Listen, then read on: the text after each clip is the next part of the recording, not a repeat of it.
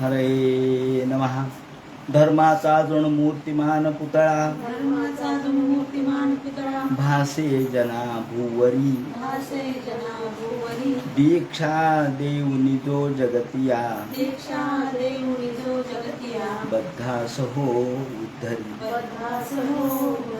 वाणीने वदता भागवती कथा व्यासा प्रती भासला तो हा गुरुश्री जनार्दन असा पाटांगणी शोभला. सद्गुरुनाथ महाराज की जय.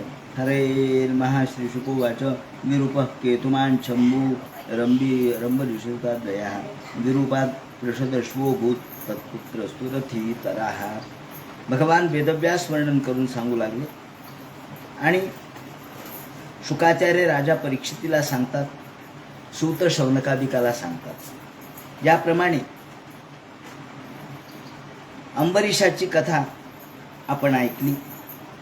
अंबरीषाची कथा सांगितल्यानंतर अंबरीषाला विरूप नावाचा मुलगा झाला. विरूपाला केतुमान झाला. त्याला शंभू, त्याचा विरूप, त्याचा पृषदश्व आणि पृषदश्वापासून रथीतर नावाचा पुत्र झाला. पण रथीतर हा निपुत्रिक राहिला. अंगिरसानं रथीतराच्या पत्नीच्या ठिकाणी संतान उत्पन्न केलं नियोग पद्धतीनं. त्यानंतर वैवस्वत मनुच्या शिंकेपासून जो इक्ष्वाकू झाला त्याचा वंश सांगायला सुरुवात करतात. इक्ष्वाकू याच्यापासून याला 100 पुत्र झाले. त्यापैकी विकुक्षी, निमी, दंडक हे होते. आता या ठिकाणी विकुक्षी याचा संदर्भात सांगायला सुरुवात करतात. हा जो विकुक्षी होता, एके दिवशी त्याच्या वडिलांनी इक्ष्वाकूनं त्याला सांगितलं, हे विकुक्षे जा आणि श्राद्धासाठी पवित्र चांगलं अशा प्रकारचं मांस घेऊन ये. फक्त कलियुगामध्येच मांसाला वर्ज केलेलं आहे मात्र, पण त्या काळात मांस चालत असे. याप्रमाणे हा गेला. यांनी मृगया केली आणि चांगल्या प्रकारचं श्राद्धाला उपयुक्त असं मांस गोळा केलं. परंतु हे करत असताना त्याला भूक लागली आणि त्याला राहवलं नाही. त्यांनी त्यातला ससा खाऊन टाकला. ससाचं मांस खाऊन टाकलं. अष्टिका श्राद्ध होतं म्हणून वडिलांनी त्याला पाठवलं होतं. घरी आला आणि वडिलांना सांगितलं, हे आणलंय मी, याप्रमाणे आता ते स्वयंपाकघरात पाठवा. त्यावेळेला वसिष्ठ तिथे बसलेले होते. वसिष्ठांनी त्याच्यावरती प्रोक्षण केलं. प्रोक्षण म्हणजे पाणी टाकलं. पाणी टाकल्याबरोबर वसिष्ठाच्या लक्षात आलं की अरे, ते म्हणाले, विकुक्षे इकडे ये. तू हे उष्ट केलंस आणि उष्ट केलेली गोष्ट श्राद्धाला चालत नसते, तेव्हा हे अपवित्र झालंय, यासाठी आता तुला शिक्षा. त्यांनी सांगितलं, हो महाराज, मला भूक लागली, मी खाल्लं. तेव्हा त्यांनी विकुक्षीला वनामध्ये पाठवलं, वनांतरात पाठवलं आणि जोपर्यंत वडील आहेत तोपर्यंत तू यायचं नाही म्हणून सांगितलं. तो वनातच फिरत राहिला. म्हणून त्याचं नाव तिथे शशाद असं झालं. शशाद म्हणजे ज्यांनी ससा खाल्ला, द म्हणजे अद म्हणजे खाणे. तेव्हा ज्यांनी ससा खाल्ला त्याला शशाद असं नाव पडलं. वडिलांच्या मृत्यूनंतर मात्र तो परत आला. त्यानंतर या इक्ष्वाकूचा दुसरा मुलगा, त्याचं विवरण नंतर करतील निमीचं. निमी हा कसा राजा झाला, त्याप्रमाणे तो पापणीमध्ये कसा बसला, याचं विवरण नंतर येणारच आहे. पण दंडक हाही त्याचा एक पुत्र होता. हा जो दंडक होता, या दंडकाला त्याच्या संबंधीची आख्यायिका महाभारतामध्ये आलेली आहे. ती अशी की शुक्राचार्य म्हणजे राक्षसांचे गुरु यांची एक कन्या होती अरजा नावाची. जशी त्यांची देवयानी नावाची मुलगी आहे, तशी अरजा नावाची सुद्धा त्यांची एक मुलगी होती. पण त्यावेळेला घटना अशी घडली की या इक्ष्वाकूचा हा जो दंडक नावाचा मुलगा आहे, त्यांनी तिच्याबरोबर जबरदस्ती केली आणि हे शुक्राचार्याला कळाल्याबरोबर शुक्राचार्यांनी सांगितलं की हे दंडकारण्य आता 8 दिवसामध्ये जळून खाक होईल आणि निर्मनुष्य होऊन जाईल, कुणी या ठिकाणी राहणार नाही. ही कथा महाभारतात अशा पद्धतीने आलेली आहे की महाभारतामध्ये या कथेचं विवरण करत असताना आणि त्याच्यानंतर शूद्रक नावाच्या राजाच्या घरी बाणभट्टाने त्याच्या कादंबरीमध्ये याचं विवरण केलेलं आहे की शूद्रकाच्या दरबारामध्ये एक पोपट आला आणि हा पोपट मानवी वाणीप्रमाणे बोलत होता. तेव्हा या पोपटाला त्यांनी विचारलं, का रे पोपटा, तुला मानवी वाणी कशी काय प्राप्त झाली आणि बाकीच्यांना का नाही झाली? मग त्या पोपटाने सांगायला सुरुवात केली. त्याचं असं झालं की हा जो अगस्तीचा आश्रम आहे तो अत्यंत चांगला होता. हा अगस्तीच्या आश्रमाचं वर्णन त्यांनी असं केलेलं आहे की ज्या अगस्तीच्या आश्रमामध्ये सुंदर अशा प्रकारचे मृग या ठिकाणी खेळत असत, त्याप्रमाणे वनराजी सुंदर होती, फुलं या ठिकाणी होते, पानं होते. आणि अगस्त्य आणि लोपामुद्रा यांचा एक पुत्र दृढदस्यू नावाचा होता. तो भिक्षेसाठी हरितपर्णाची द्रोण घेऊन या ठिकाणी येत असे आणि तो यज्ञासाठी इद्म म्हणजे लागणारं जे यज्ञीय साहित्य ते आणण्यामध्ये मोठा पटाईत होता. त्यामुळं अगस्त्याने त्याचं नाव इद्मवाह असं ठेवलेलं होतं. या दंडकारण्य, यापूर्वी दंडकारण्य नव्हतं, ते या ठिकाणी अगस्त्याचा आश्रम होता. अगस्ती म्हणजे काय सामान्य आहेत का? त्यांनी समुद्र प्राशन केला, एक आचमनी तुझं प्याला, एका आचमनामध्ये सगळा समुद्र प्याला.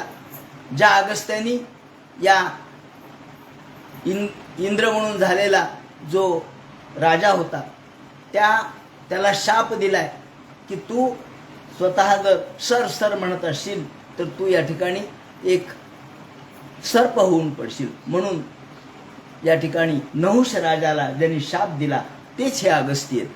आणि हे अगस्ती या ठिकाणी या आपल्या अर्धांगिनीसह या वृक्षांच्या सोबत राहत असत. आणि त्या ठिकाणी दंडकारण्य हे पूर्वी नव्हतं, अगस्ती ऋषीचा आश्रम होता. त्या ठिकाणी गोदावरी नदी अगस्त्यांच्या आश्रमामध्ये परत वाहत होती.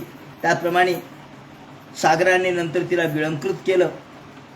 अशा या अगस्तीच्या या सगळ्या आश्रमाच्या भोवती जे अरण्य आहे ते दंडकारण्य का झालं तर सूर्यवंशीय राजा दंडक नावाचा राजा होता आणि त्याच्या गुरूंची शुक्राचार्यांची अरजा नावाची कन्या होती.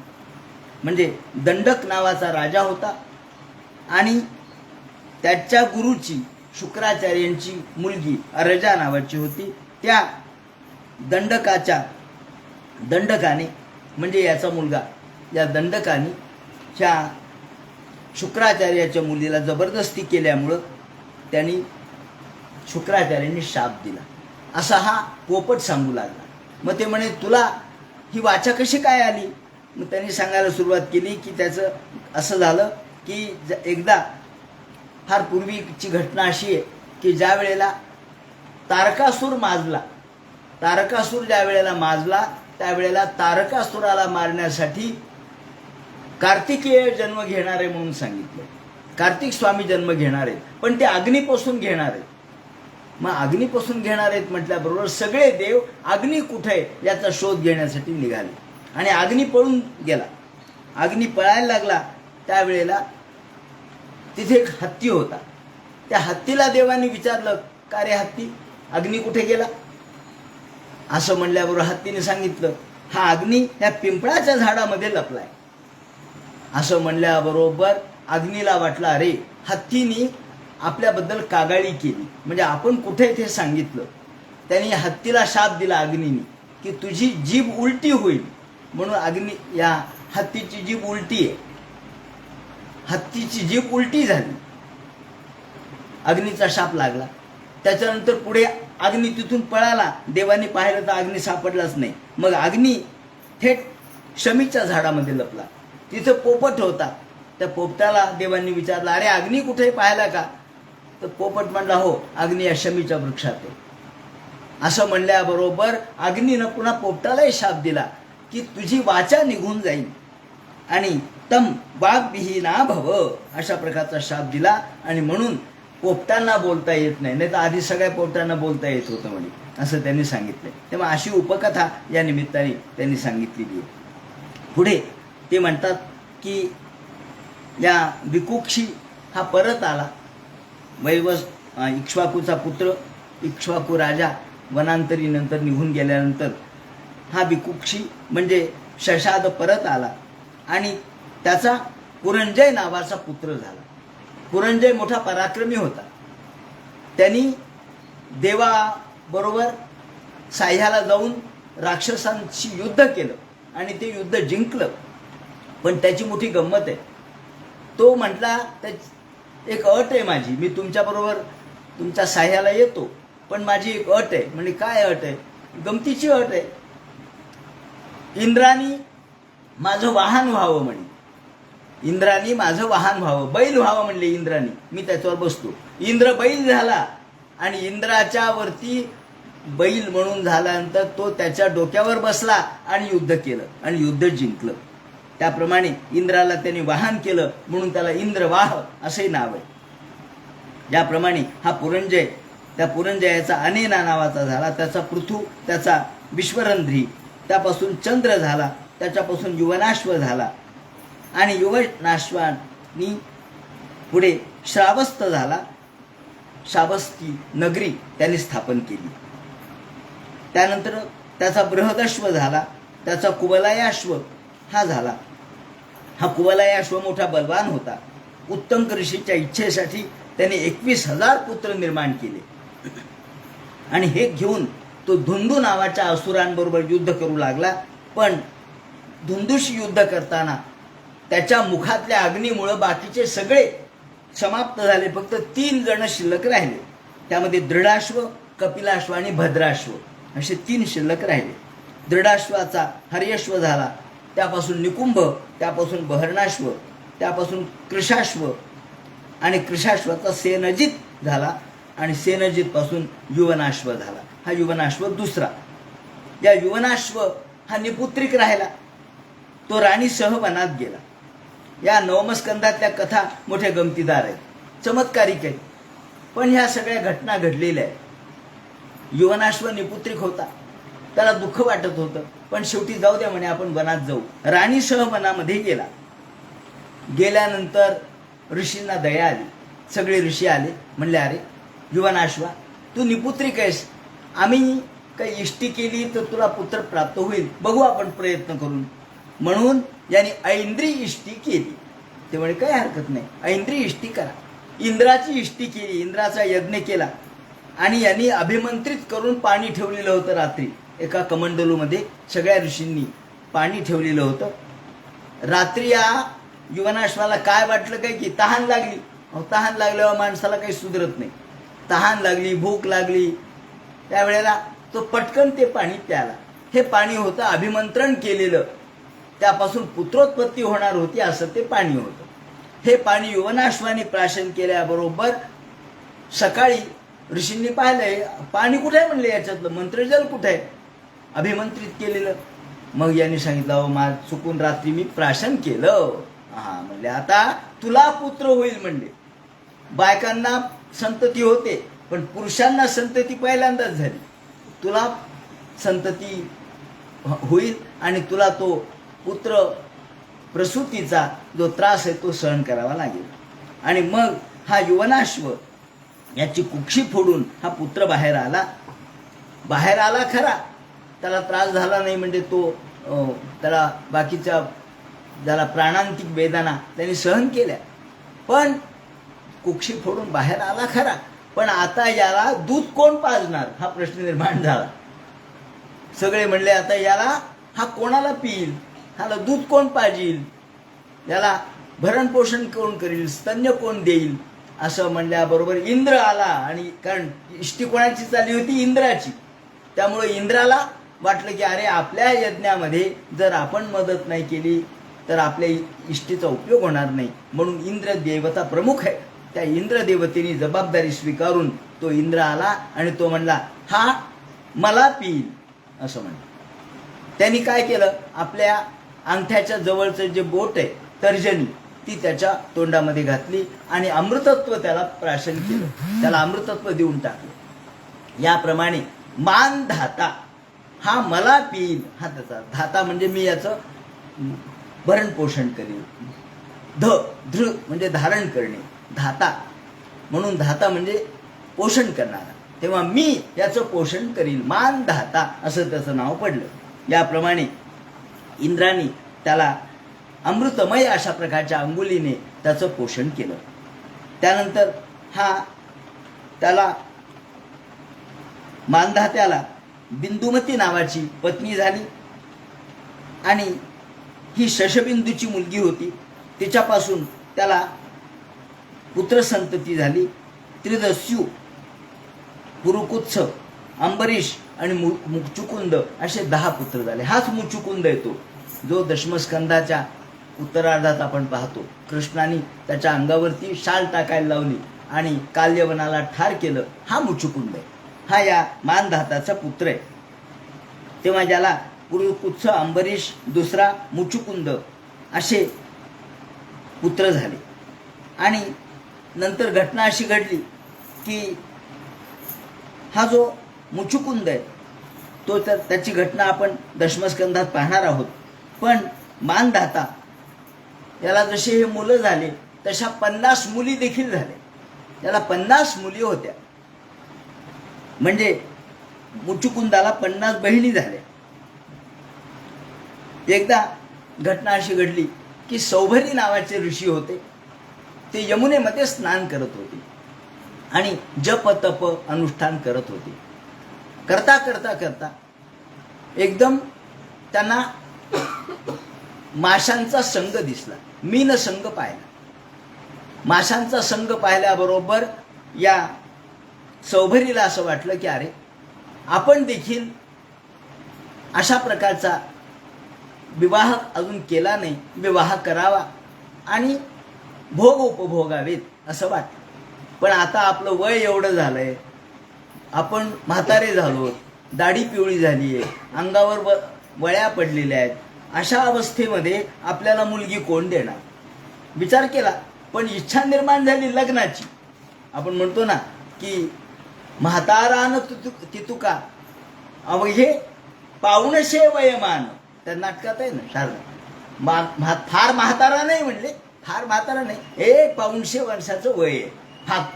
फक्त अवघे फक्त 1 वर्षाचं वय आहे. फक्त असतं काय, 1 म्हणजे.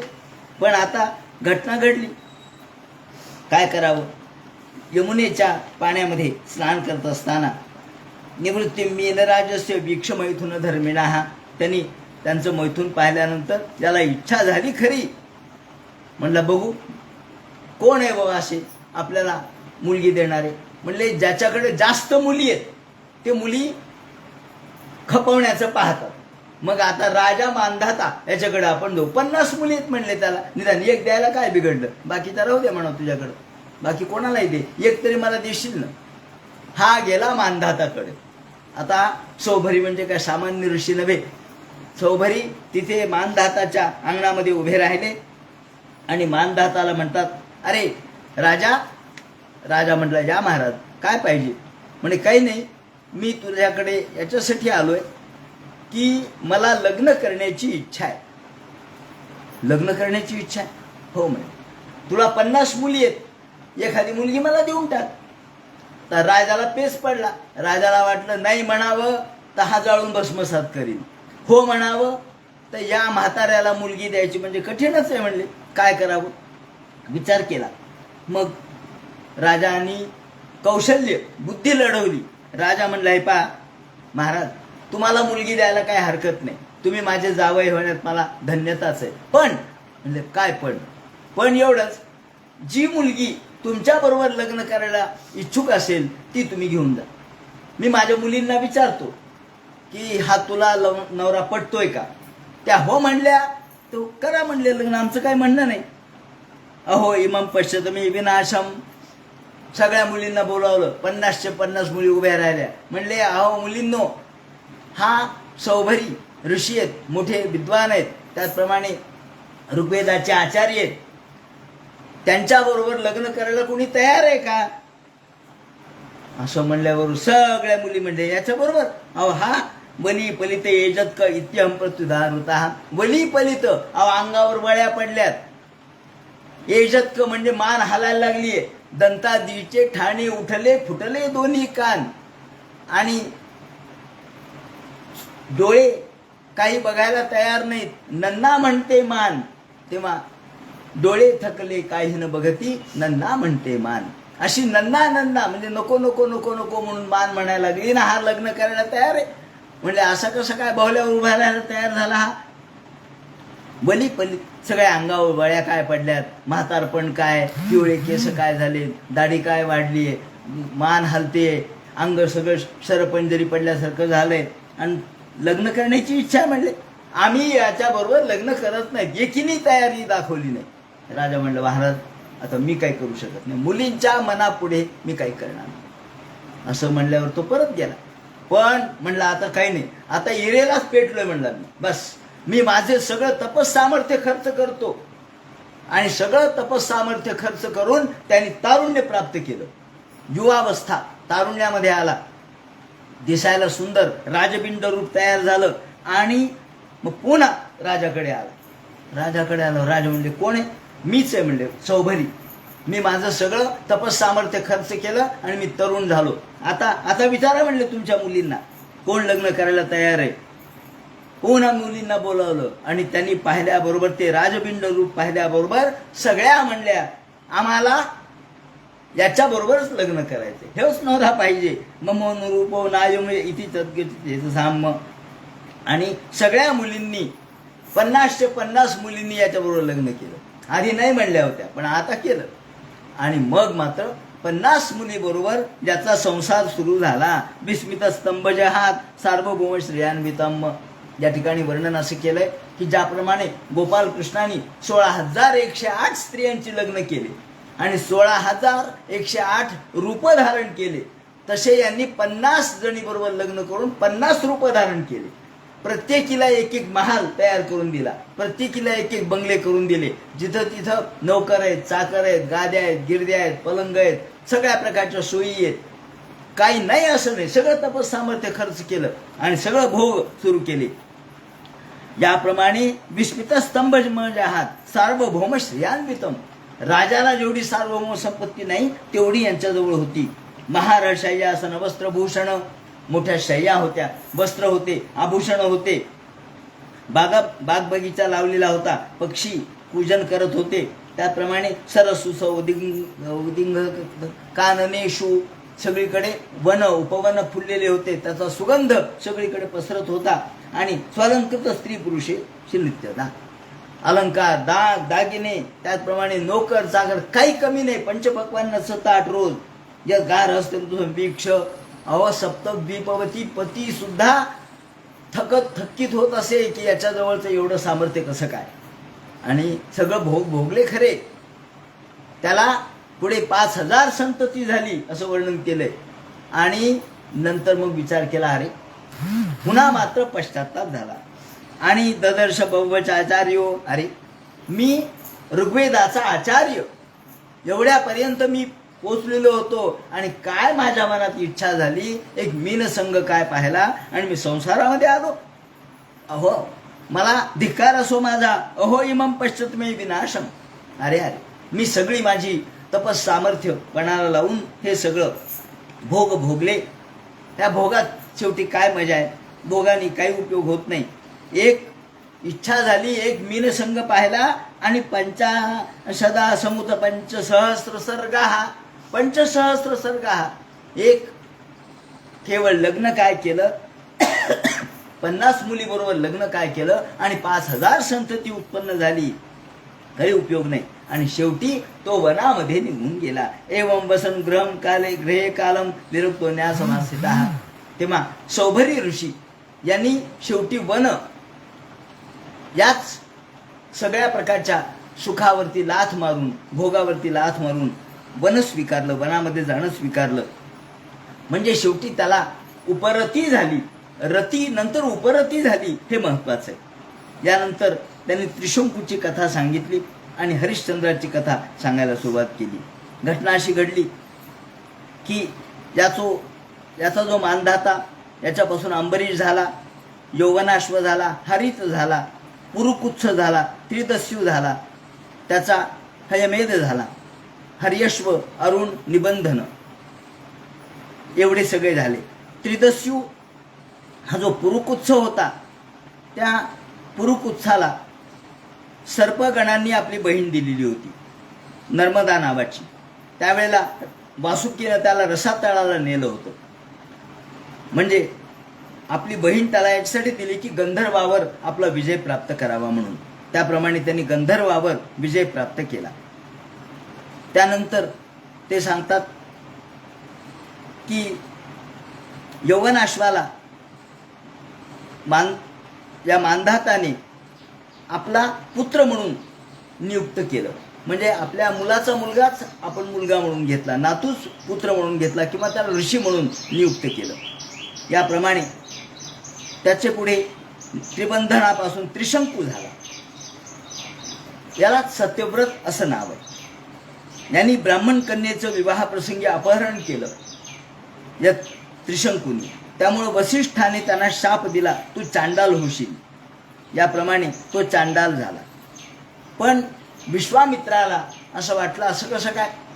त्यांनी सांगितलं, हे त्रिशंकू, वसिष्ठाने तुला शाप दिलाय का? तुझा स्वर्गाचा रस्ता बंद केलाय का? मी तुला स्वर्गाला पाठवतो. म्हणून विश्वामित्रांनी स्वर्गाला पाठवायचा प्रयत्न केला खरा, पण वसिष्ठाच्या शापाने तू पुन्हा खाली आला. आणि विश्वामित्राच्यामुळं वरती गेला, वसिष्ठामुळं खाली आला, आणि शेवटी वरती नाही खाली नाही, मध्येच लोंबकळत राहिला. म्हणून आपण म्हणतो त्रिशंकू, मध्येच लटकला.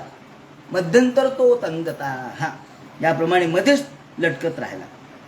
या त्रिशंकूचा हरिश्चंद्र झाला. हा राजर्षी होता, हा निपुत्रिक होता, पण त्याला वरुणानं पुत्र दिला. वरुणाची इष्टी केली म्हणून वरुणाने त्याला पुत्र दिला. त्याचं नाव रोहित ठेवलं. आणि यावेळेला वसिष्ठाने विश्वामित्राचा या निमित्ताने फार वाद झाला, कारण या हरिश्चंद्राला खूप छळलं विश्वामित्राने. त्यावेळेला या विश्वामित्राचा आणि त्याचा जो संघर्ष झाला तो या ठिकाणी पुराणांच्या मध्ये किंवा वेदामध्ये, उपनिषदामध्ये सुद्धा सांगितलेला आहे. हरिश्चंद्रानं राजसूय यज्ञ केला. यावेळेला दक्षिणेच्यासाठी विश्वामित्रांनी त्याला छळलं. ज्याला वसिष्ठाला त्याचा राग आला, आणि त्यामुळं वसिष्ठ आणि विश्वामित्र दोघांमध्येच भांडण लागलं. आणि विश्वामित्राने शाप दिला, तू कर्कोचा होशील. वसिष्ठाने शाप दिला, तू बगळा होशील. आणि याप्रमाणे बगळा आणि कर्कोचा अशा दोन पक्षांच्या रूपाने वसिष्ठ विश्वामित्र एकमेकाशी भांडत राहिले, असं वर्णन ऐतरेय ब्राह्मणामध्ये आलेलं आहे. याप्रमाणे हा रोहित झाला. त्यानंतर हरिश्चंद्राला नारदाच्या सांगण्यावरून त्यांनी जी इष्टी केली वरुणाची, त्यामुळे त्याला रोहित झाला. आता ही कथा पुढच्या अध्यायात येणार आहे, पण यांनी थोडक्यात अशी सांगितली आहे. त्याचं विवरण आपण आताच करून टाकू. घटना अशी घडली की वरुणाला त्यांनी बळी देईल म्हणून सांगितलं. पुत्र झाला रोहित, पण तो बळी द्यायला तयार होईना. त्याला वाटलं, अरे आपल्या आत्ताच पोरगा झालाय, त्याला कसं ठार मारायचं. म्हणून तो लांबवत राहिला, चालढकल करत राहिला. बघू नंतर, आता दात आल्यावर बघू, पुढे दात पडल्यावर बघू, थोडं मोठ्या झाल्यावर बघू, असं करत राहिला. मुंद झाल्यावर बघू, लग्न झाल्यावर बघू, या पद्धतीने त्यांनी याला लांबवत राहिला. आणि याला वनात पाठवलं, जा तू वनात, तुला काय करायचं, मी तुझं रक्षण करतो. याप्रमाणे तो वनात गेला. वनात गेल्यानंतर इंद्र एके दिवशी आला, आणि इंद्राने सांगितलं, तू घरी येऊ नको, घरी आला की तुला बळी जावं लागेल. म्हणून तो वनामध्येच गेला. मग इकडे वरुणासाठी पुन्हा या अश्वमेध यज्ञ यांनी करायची सुरुवात केली हरिश्चंद्राने. आणि यावेळेला मात्र त्याने एक पुत्र दत्तक घेतला. दत्तक म्हणण्यापेक्षा पैसे देऊन घेतला असं म्हणा. म्हणजे त्या काळामध्ये पुत्र विकत घेण्याची पद्धत होती. काही गरीब ब्राह्मण होता एक अजिगर्त नावाचा, त्याला मुलं होते. मधला मुलगा दत्तक जाऊ शकतो, किंवा मधला मुलगा आपण दान करू शकतो. पहिला मुलगा म्हणजे तो श्राद्ध कर्मासाठी, धाकट्या मुलावर प्रेम असतं, मग मधला मुलगा दत्तक जाऊ शकतो. ज्याप्रमाणे याला 3 मुलं होते या अजिगर्ताला, त्याने हा मधला मुलगा याला दिला, म्हणजे तुम्हाला हमीद दिला. आणि याच्या बदल्यात त्यांनी पैसे घेतले मात्र अजिगर्ताने, आणि तो घरी बसला.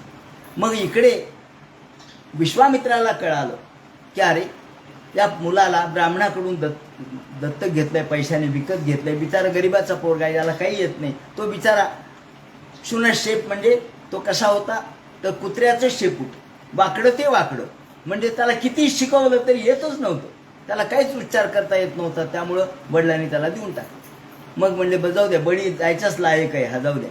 याप्रमाणे राजाने त्याला आणलं खरं, पण विश्वामित्रांनी त्याला वरुणाचं सूक्त शिकवलं. शन्नो देवी रभिष्टय आपो भवन्तु पीतये शन्यो रभिस्रवन्तु नः, याप्रमाणे सूक्त शिकवलं. आणि वरुणाची स्तुती म्हणत राहा म्हणून सांगितलं विश्वामित्रांनी. ज्या वेळेला मेध करायचा, म्हणजे याला बळी द्यायचा, त्यावेळेला वरुण आला आणि वरुणाने पाहिलं याला खांबाला बांधलंय, युपाला बांधलंय. काय बोलतोय हा? अरे हा तर माझी स्तुती करतोय म्हणे. मग वरुण म्हणला मला याचा बळी नको, हा माझा स्तुती पाठक आहे. आणि मग विश्वामित्रांनी त्याला पुन्हा आपल्या गोत्रामध्ये दत्तक घेतलं, आपल्या गोत्रामध्ये पुत्र म्हणून घेतलं. विश्वामित्राला 100 मुलं होते. त्यांनी विश्वामित्रांनी विचारलं का रे तुम्हाला मान्य आहे का हा तुमचा मोठा भाऊ, ज्येष्ठ भ्रातृ म्हणून मी याचा स्वीकार करतो, मोठा भाऊ म्हणून तुम्हाला मान्य आहे का? 50 जण म्हटले आम्हाला मान्य नाही. ते म्हणले जा म्लेंछ होताल म्हणले, तुम्ही माझं ऐकत नाही. आणि 50 जण म्हणले आम्हाला मान्य आहेत. याप्रमाणे हा 50 जणांच्या भावाचा हा मोठा भाऊ म्हणून, ज्येष्ठ म्हणून विश्वामित्रांनी आपलं जे गोत्र आहे ते गोत्र कौशिक गोत्र याला दिलं. याप्रमाणे गाधी कुळातले विश्वामित्र आणि कौशिक गोत्राच्या पुढे शाखा झाल्या. याप्रमाणे या रोहितापासून हरित झाला, त्याचा चंप झाला, त्यांनी चंपा नगरी बसवली. त्यांचा सुदेव, त्याचा विजय, त्याचा भरूक, त्याचा वृक, बाहुक जो होता त्याची पत्नी, म्हणजे बाहुक मेल्यानंतर त्याची पत्नी सहगमन करायला लागली. तर तेवढ्यात वसिष्ठ तिथे आले आणि वसिष्ठाने सांगितलं तू सहगमन करू नकोस. का? तर तुझ्या पोटामध्ये अर्भक आहे, तू गर्भवती आहेस. तेव्हा बाहुकाच्या पत्नीला सहगमनापासून वाचवलं. पण ती गरोदर होती, पण सवतींनी मात्र तिला विष दिलं. ह्याचा गर्भ नष्ट व्हावा आणि ही मरून जावी म्हणून सवतींनी तिला विष दिलं. पण हिला पुत्र मोठा ताकदवान होता, तो विष देऊन सुद्धा राहिला आणि त्याची उत्पत्ती झाली, प्रसूती झाली. त्याचं नाव काय ठेवलं तर गर म्हणजे विष. सगर, स म्हणजे सहित, गर म्हणजे विष. विषासहित जो आला त्याला सगर म्हणतात. म्हणून हा जो सगर आहे, या सगराची कथा या ठिकाणी सांगायला सुरुवात करतात. या सगरांनी पुढे मोठं राज्य केलं. सगरांनी शक, हय, बर्बर यांच्याबरोबर युद्ध केलं आणि त्यांनी सर्वत्र विजय मिळवला. आपल्या भारतीय संस्कृती सगळीकडे प्रसृत केली. शक, हय, बर्बर यांच्याबरोबर युद्ध करून त्यांनी अश्वमेध यज्ञ केला. अश्वमेध यज्ञ केला खरा, पण अश्वमेध यज्ञ करण्यासाठी जो घोडा पाठवतात तो घोडा काही परत आला नाही. म्हणले आता काय करावं? आता हा जो सगर होता त्याला 2 बायका होत्या. एकीचं नाव होतं सुमती आणि दुसरीचं जे नाव होतं ते सुमती या राणीपासून त्याला 60,000 मुलं झाले. आणि केशिनी ही दुसरी पत्नी, ही विदर्भाची कन्या, यांनी तपश्चर्या केली हिमालयामध्ये.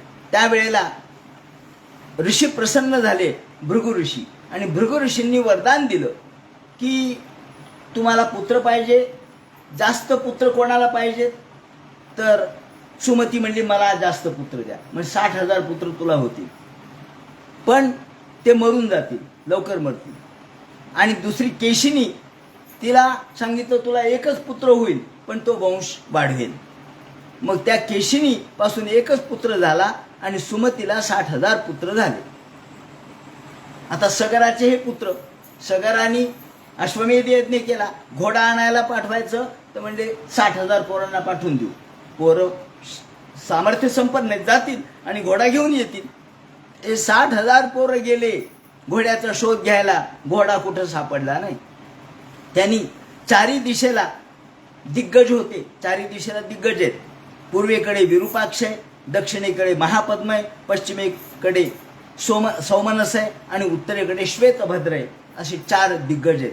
इथपर्यंत सगळी जमीन खणली, जमीन खोदली, कुठं घोडा मिळाला नाही. शेवटी फिरत फिरत फिरत येताना त्यांना दिसलं एक ऋषी तपश्चर्या करत बसलेले आहेत आणि तिथं घोडा चरतोय. अरे म्हणले या ऋषी बदमाश आहे, यांनी घोडा चोरला असं म्हणून यांनी त्या ऋषीवर हल्ला करायला सुरुवात केली. शस्त्राचा मारा. अहो ते ऋषी म्हणजे कोण होते? कपिल महामुनी होते. कपिल महामुनी बसले होते त्यांच्या आश्रमात. त्यांना पत्ताही नाही की मागं घोडा आहे. अंगावर शस्त्रास्त्राचा आघात होण्याच्या आत कपिल महामुनींच्या डोळ्यात जो अग्नी होता किंवा मुखामधला जो अग्नी हुंकार आहे, त्या हुंकाराने आणि डोळ्यातल्या अग्नीने हे भस्मसात झाले. 60,000 मुलं भस्मसात झाले. इकडं राजा वाट पाहत होता. सगर काय करावं म्हणले, आपले पोरं नाही आले अजून, घोडाही नाही आला, काय करावं.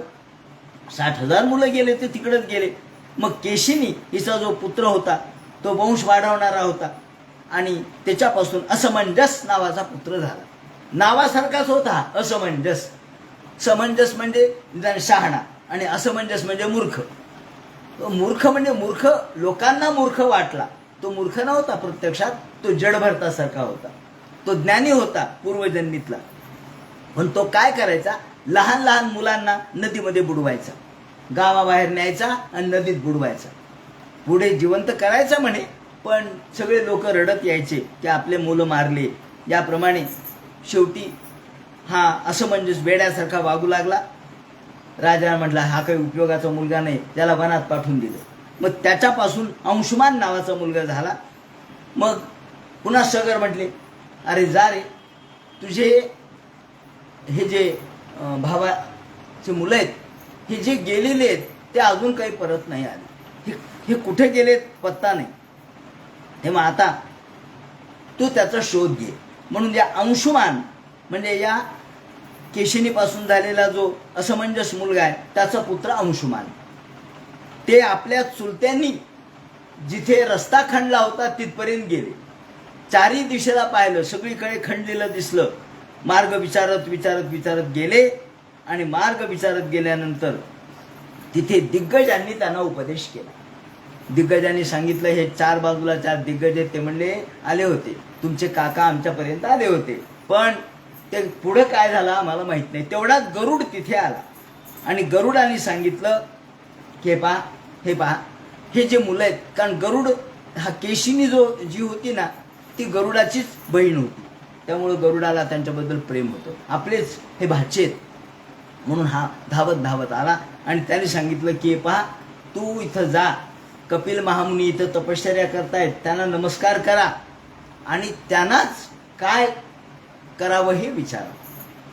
ते गेले, त्यांनी कपिल मुनींना नमस्कार केला आणि महाराज यज्ञीय पशु असलेला जो घोडा आहे तो या ठिकाणी तो घेण्यासाठी आम्ही आलो. हे पाहिल्याबरोबर कपिल महामुनी म्हणले अरे तुझे काका आले होते सगळे चुलते, पण ते माझ्यावर शस्त्राचा मारच करू लागले, त्यामुळे ते दग्ध झाले. मग म्हणले आता यांचं तर्पण करून यांना मुक्ती द्यावी. ते म्हणले असं होणार नाही, साध्या पाण्याने यांना मुक्ती मिळणार नाही. मग काय सगळीकडे राखेचा ढिगारा ढिगारा दिसला. 60,000 पोरं मेले म्हणजे काय, सगळं डोंगर राखेचा होता. तर्पण करावं तर थेंबर पाणी नाही. गरुडानं पाहिलं आणि गरुड चुलत्याचे मामा होते म्हणून त्यांनी कपिलाच्या शापाने यांना मृत्यू आल्यामुळं त्यांनी सांगितलं की आता एकच ज्याला पाणी उपयुक्त आहे ते म्हणजे गंगेचं पाणी. जोपर्यंत गंगेचं पाणी मिळत नाही तोपर्यंत हे मुक्त होणार नाही. बाकी इतर पाणी आपल्याला प्राप्त होऊन सुद्धा उपयोग नाही. आणि मग मात्र हा अंशुमान हा गंगेसाठी प्रयत्न करू लागला. अंशुमान गंगेसाठी प्रयत्न करू लागला, पण शेवटी त्यांनी तपश्चर्या केली, पंचाग्नी साधनही केलं. शेवटी तो अंशुमानही गेला.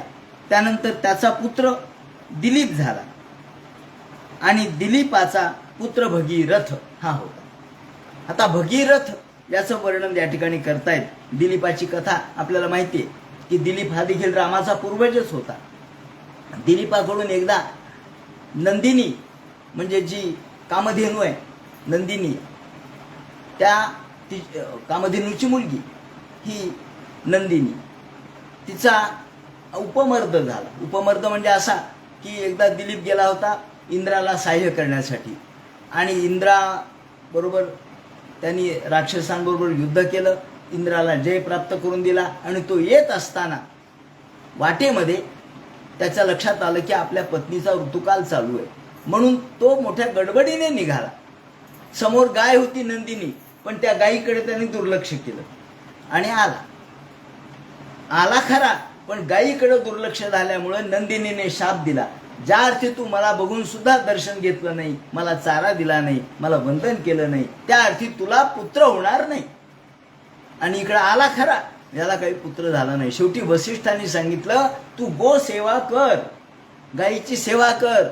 आणि मग वसिष्ठाच्या आश्रमामध्ये यांनी गो सेवा करायला सुरुवात केली. वसिष्ठाच्या 1000 गायी होत्या. त्याचं वर्णन खूप सुंदर केलेलं आहे कालिदासाने. 1000 गायी होत्या. रोज सकाळी गायींना सोडायचं, रानात जायचं, रानातून परत यायचं, गायींची पूजा करायची. याप्रमाणे गायीला चारा घालायचा, तिच्या अंगावरून हात फिरवायचा, त्यांना धुवायचं, सगळं करायचं गायीची सेवा. असं केलं तर तुला पुत्र होईल म्हणे.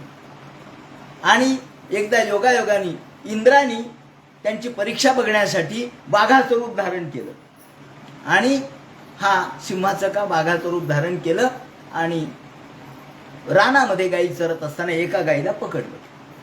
गायीला पकडल्याबरोबर हा धावत धावत आला दिलीप, महाराज गायीला खाऊ नका, गायीला खाऊ नका. तो म्हणला माझं खाद्य आहे. हो म्हणलं, तुम्हाला भूक लागली तर मला खा म्हणला. मला खा म्हणल्याबरोबर हा मानवी वाणीनं बोलू लागला. तो म्हणतो अरे राजा, अल्पस्य हे तोर बहुहा तुमिच्छन. एका छोट्या गायीसाठी तू तुझं प्राण द्यायला तयार आहेस? अहो गायी तर 50 मिळतील, पण राजा मिळणार नाही म्हणे. पुन्हा माणसांनी राजा यांचं रक्षण केलं पाहिजे. राजा हा सगळ्या जगाचा पालक आहे, तो सगळ्यांचा पोशिंदा आहे, तेव्हा राजाचं रक्षण झालं पाहिजे. गायी तर साधी पशु आहे म्हणले. अल्पस्य हे तोर बहुहा तुमिच्छन विचार मूढ प्रतिभासी मे त्वम. या ठिकाणी कालिदासाने वर्णन केले त्याच्या रघुवंशामध्ये याप्रमाणे. पण तो म्हणला नाही महाराज, या गायीचं रक्षण करण्याची जबाबदारी माझ्यावर आहे, त्यामुळं मी यातल्या गायीला त्रास होऊ देणार नाही, तुम्हाला पाहिजे तर मला खा. आणि मग इंद्राने आपलं रूप प्रगट केलं आणि वारे वा म्हणला. मग यानंतर वसिष्ठाने सांगितलं आता तुला पुत्र होईल. आणि मग या दिलीपाला पुत्र झाला, तो हा भगीरथ. हा पुत्र झाला. या भगीरथाने तपश्चर्या करायला सुरुवात केली. एवढी तपश्चर्या त्यांनी केली. कोणाची तपश्चर्या? तर गंगेची. कारण गंगेला प्रसन्न केल्याशिवाय गंगा इथे येणार नाही. गंगेची तपश्चर्या केली. तपश्चर्या केली, पण गंगा म्हणली अहो ठीक आहे म्हणली, मी पृथ्वीवर यायला तयार आहे, पण माझा प्रवाह कोण सहन करणार? माझा प्रवाह कोणी सहन करू शकत नाही, कारण मी धो धो धो धो धो आकाशातून जी पडेल ती थेट पाताळात जाईल. मग हा प्रवाह कोण सहन करणार? असं म्हणल्यावर तो म्हणला ठीक आहे, तुम्ही असा प्रवाह सहन करण्यासाठी तो म्हणला महादेव सहन करू शकतील. महादेवाला हे कळलं की अरे या गंगेला फार गर्व झालाय. तिला असं वाटलं की माझा प्रवाह कोणी सहन करू शकणार नाही. गर्व झालाय का? तिला म्हणा तू कोसळ, तुला काय कोसळायचं ते. आणि महादेवानी तिला जे आपल्या डोक्यामध्ये विलीन करून घेतलं ते जटेमध्ये गडप झाली, एकही थेंब बाहेर आला नाही. तो म्हणला एवढा मोठा प्रवाह पडला आणि एक थेंब बाहेर कसा नाही आला? महादेवाला पुन्हा प्रार्थना केली, महादेवा असं नका न करू, अहो मी माझ्या पितरांच्या मुक्तीसाठी हे करतोय. आणि ठीक आहे गंगा, गंगेपेक्षा तुम्ही ताकदवान आहात, गंगेचा प्रवाह तुम्ही लुप्त केला, पण तुम्ही जर जटेमध्ये बंदिस्त केला तर माझे पितर मुक्त कसे होणार? म्हणून पुन्हा महादेवाची तपश्चर्या केली आणि मग महादेव प्रसन्न झाले. म्हणजे ठीक आहे, आता मी तिला सोडतो. याप्रमाणे महादेवानी तिला आपल्या याच्यापासून सोडलं. यावेळेला तपश्चर्या कशी केली याचं वर्णन केलंय. ऊर्ध्वबाहू तपत्तापा मांसाहारो जितेंद्रिया, वरती बाहू करून एक एक महिना उपाशी राहून यांनी तपश्चर्या केली. वर्ष सहस्राणी, 1000 वर्ष तपश्चर्या केली आणि शेवटी महादेव प्रसन्न झाले. आणि मग गंगेचे प्रवाह त्यांनी सोडले. तर गंगेचा जो प्रवाह सोडला त्याच्यातले 3 प्रवाह पूर्व दिशेला वाहिले. लादिनी, पावनी, नलिनी आणि ह्या 3 प्रवाह पूर्व दिशेला वाहिले.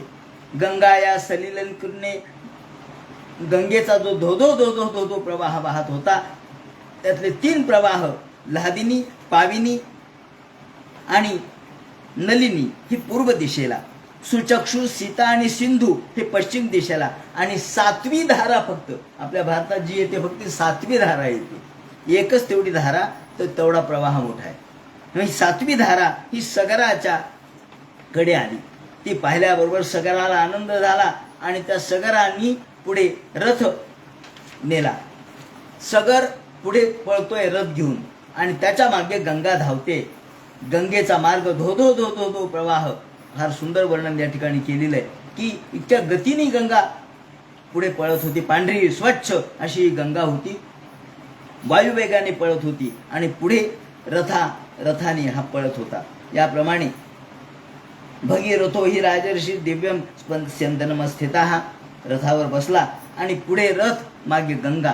याप्रमाणे देवा सरशी गणा, सगळे देव ऋषीगण यांना एवढा आनंद झाला की सगळे ते गंगेचा प्रवाह बघायला आले. पहिल्यांदाच गंगा आकाशातून खाली आलेली आहे. देवा सर्षिगणा सर्वे दैत्य दानव राक्षसा गंधर्व यक्ष प्रवरा स किन्नर महोरगा, सगळे देव दानव किन्नर सर्प सगळे आले. जतो भगीरथो राजा ततो गंगा यशस्विनी आणि जगामसरिता सर्व पाप प्रणाशिनी, ही सर्व पापांचा नाश करणारी ही गंगा इथून आली. आता त्याच्यात पुन्हा अडथळे किती येतात पहा. एक अडथळा पार केला की दुसरा, दुसरा केला की तिसरा. याप्रमाणे तो रथ गेला पुढे घेऊन, पण तिथे जन्नू यज्ञ करत होता. हा जन्नू यज्ञ करत होता. गंगा जे धोधो आली तर याचा यज्ञ सगळा पाण्यात बुडून टाकला. जन्नूला राग आला, म्हणजे हे काय माझ्या सगळ्या यज्ञात पाणी. त्यांनी तिला मांडीमध्ये सामावून घेतलं. सगळी गंगा त्यांनी पिऊन घेतली आणि मांडीमध्ये सामावली. अरे हा वाट पाहत होता, अरे गंगा कुठे, माझा रथ गेला म्हणले पुढे, आणि गंगा पाहिलं तर त्यांनी पाहिलं, अरे अरे अरे जन्नूनी ही गंगा आत्मसात केली, पिऊन टाकली. पुन्हा जन्नूला प्रार्थना केली, महाराज गंगा सोडा ना, तुमची पुत्री तुमची मुलगी म्हणून सोडा. आणि मग त्याने आपल्या मांडीमधून सोडली, म्हणून तिचं नाव जान्हवी असं झालं. याप्रमाणे ही जान्हवी गंगा असं तिचं नाव पुढे पडलं. त्यानंतर सागरम चापी संप्राप्ता सासात चरित प्रवरा तदा रसातलमुपागच्छ सिद्ध्यर्थम तस्य कर्मणः. याप्रमाणे ही गंगा भगीरथाच्या रथाचं अनुसरण करून तिथून जान्हवी झाली आणि समुद्रापर्यंत जाऊन पोहोचली. पितरांच्या या सगळ्या राखेच्या ढिगाऱ्यावरून ती गेली आणि सगळे पितर मुक्त झाले. याप्रमाणे या गंगेचा प्रवाह कसा आला, गंगेचं अवतरण कसं झालं हे त्यांनी सांगितलंय. याप्रमाणे या भगीरथाला पुढे श्रुत झाला, त्याचा नाभ झाला, नाभी झाला, त्याचा सिंधुद्वीप झाला, त्याचा अयुतायुध झाला, त्यापासून ऋतुपर्ण झाला. हा जो ऋतुपर्ण हा नलराजाचा मित्र म्हणून प्रसिद्ध आहे. नलाकडून यांनी अश्वविद्या घेतली आणि नळराजाला यांनी अक्षविद्या म्हणजे द्यूतविद्या शिकवली. याप्रमाणे हा भगीरथ, आपण आजही शब्द वापरतो भगीरथ प्रयत्न, पण एवढे प्रयत्न आपणही करत नाही, इतके प्रयत्न यांनी केले. याप्रमाणे पुढे सकर्तम याला सुदास झाला, सुदासाला मित्रसह झाला, त्याचा कल्माशपात झाला. सौदास आणि त्याचंच नाव मित्रसह असं होतं. आणि हा मदयंतीचा पती होता. हा जो मदयंतीचा पती आहे सौदास, त्याची कथा या ठिकाणी सांगायला सुरुवात केली. त्याची घटना अशी घडली की एकदा हा सौदास त्याचा सूड घेण्यासाठी हा स्वयंपाकी झाला होता. त्यांनी सौदासानी एकदा राक्षस मारला मृगया करताना, म्हणून यांनी त्याचा जो भाऊ आहे तो भाऊ चिडला आणि यांनी याचा सूड घेण्यासाठी स्वयंपाक्याचं रूप धारण केलं आणि स्वयंपाकी म्हणून त्याच्या घरी राहिला. सौदासाच्या घरी, सुदासाच्या घरी स्वयंपाकी झाला. एकदा वसिष्ठाला श्राद्धाच्या वेळेला यांनी नरमांस वाढलं, माणसाचं मांस वाढलं. हे पाहिल्याबरोबर वसिष्ठाचं लक्षात आलं आणि त्यांनी त्याला शाप दिला, का रे राजा, तू राजा असून सुद्धा एखाद्या राक्षसासारखा वागतो, मला नरमांस वाढलं, तुला मी शाप देतो, तू राक्षस होशील. यावेळेला तो म्हणला, महाराज माझी काही चूक नाही, मी काही हे पाहिलं नाही, स्वयंपाकीची चूक आहे. ते म्हणले ते मला माहीत नाही. शेवटी जो नौकर आहे, नौकराची चूक झाली तर शिष्यस्य अपराधात गुरोर्दंडः, नौकराची चूक झाली तर त्याचा मालक त्याला जबाबदार. त्यावेळेला त्यांनी शाप दिला. यांनी शाप दिला तर यांनी देखील हातात पाणी घेतलं सौदासानी. ते म्हणाले, मी देखील हातात पाणी घेतो आणि तुम्हाला शाप देतो वसिष्ठाला. एवढ्यात त्याची बायको मदयंती समोर आली. ती म्हणली, महाराज अहो ते गुरु आहेत, त्यांना शाप नका देऊ. मग म्हणले, आता या शापाचं पाणी काय करू, हे जर कुठेही टाकलं तर यांनी सगळे जीवजंतू मरतील. म्हणून त्या शापाचं पाणी त्याने आपल्या पायावर टाकलं आणि म्हणून त्याचे पाय काळे झाले, म्हणून त्याला कल्माशपाद असं नाव पडलं. आणि शेवटी हा राक्षस झाला. त्यांनी म्हटल्याप्रमाणे राक्षस रूपामध्ये हा वनामध्ये फिरत असताना एकदा ब्राह्मण आणि ब्राह्मणी ज्यांचा संग झालेला असताना, ब्राह्मणी नको म्हणत असताना यांनी त्या ब्राह्मणाला खाल्लं. ती म्हणत होती, अहो तुम्ही राक्षस नाहीये, तुम्ही राजे आहेत, 1 वर्षानंतर तुम्ही पुन्हा राजे होणार आहेत, तुम्ही याला खाऊ नका, माझ्या पतीला, आणि अशा अवस्थेत तुम्ही खाऊ नका. तरी त्यांनी ऐकलं नाही. त्यांनी राक्षस अवस्थेमध्ये या ब्राह्मणाला खाल्लं. मग ब्राह्मणीने शाप दिला, ज्या अर्थी तू अशा अवस्थेत माझ्या पतिराजाला खाल्लं, त्या अर्थी तू सुद्धा जेव्हा तुझ्या पत्नीकडे जाशील तेव्हा ताबडतोब मरशील. याप्रमाणे ज्याची राक्षस योनी संपली, 1 वर्षाने तो पुन्हा राजा झाला. आणि मदयंतीकडे आल्याबरोबर एकांतामध्ये मदयंतीने सांगितलं की नाही महाराज, तुम्हाला शाप झालेला आहे, स्त्री सुखाचा तुम्हाला त्याग करायचा आहे. याप्रमाणे त्यांनी त्याग केला. आणि मग वसिष्ठाने मदयंतीपासून या ठिकाणी जो पुत्र उत्पन्न केला, त्या पुत्राला 7 वर्ष तो गर्भ तिच्या पोटात राहिला. वसिष्ठापासून या ठिकाणी पुत्र संतान उत्पन्न नियोग पद्धतीने केलेलं आहे. आणि त्यावेळेला 7 वर्ष हा गर्भात राहिला. हिला वाटलं 7 वर्ष कसं काय बाबा, 9 महिन्यानंतर गर्भ जन्माला यायला पाहिजे, म्हणून तिने दगड मारले त्याच्यावर दगड मारले, दगडाने पाडला आणि म्हणून याचं नाव मूलक असं ठेवलं. आणि हेच क्षात्रवंश पुढे झाले. या मूलकापासून याला नारी कवच असे याचं नाव आहे, टोपण नाव आहे, नारी कवच किंवा मूलक. यापासून दशरथ झाला, दशरथाचा एडाबीड झाला, एडाबीडपासून विश्वसह झाला आणि त्याचा खट्वांग झाला, खट्वांगाचा पुढे रघु झाला, खट्वांगापासून रघु. या खट्वांगाची कथा आपल्याला माहिती आहे. तेव्हा खट्वांगापासून रघु, दीर्घबाहू आणि दीर्घबाहूपासून रघु झाला. आता रघु हा रघुकुल म्हणजे भगवंतात श्रीरामचंद्राचं कुळ या ठिकाणी सांगायला सुरुवात करतील. तेव्हा रघुचं जे आख्यान होईल, रघुनंतर भगवान श्रीरामचंद्राचं जे आख्यान होईल, तो सगळा भाग उद्याच्या चिंतनात सांगण्यात येईल. हरे नमः. पुंडली गौरदेहर विठ्ठल.